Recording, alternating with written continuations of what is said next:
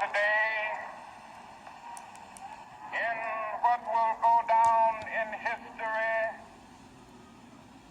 as the greatest demonstration for freedom in the history of our nation.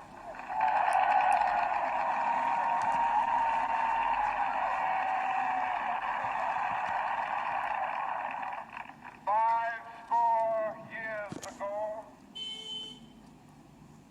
a great American in whose symbolic shadow we stand today signed the Emancipation Proclamation. This momentous decree came as a great beacon light of hope to millions of Negro slaves who had been seared in the flames of withering injustice. It came as a joyous daybreak to end the long night of their captivity. But 100 years later,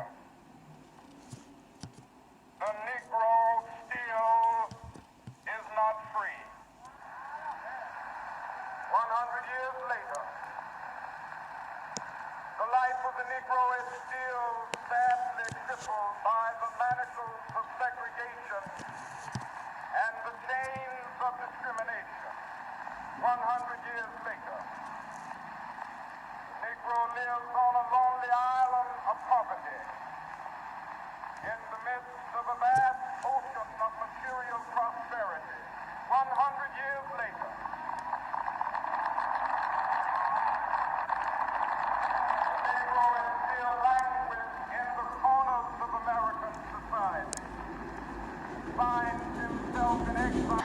When the architects of our republic wrote the magnificent words of the Constitution and the Declaration of Independence, they were signing a promissory note to which every American was to fall heir. This note was a promise that all men, yes, black men as well as white men, would be guaranteed the unalienable rights of life, liberty, and the pursuit of happiness.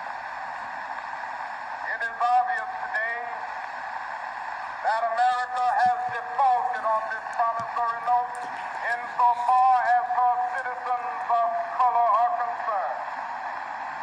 Instead of honoring this sacred obligation, America has given the Negro people a bad check, a check which has come back marked insufficient funds.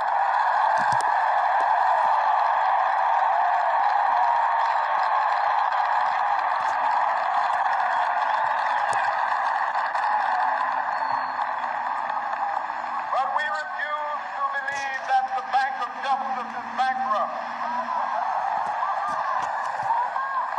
We refuse to believe that there are insufficient funds in the great vaults of opportunity of this nation.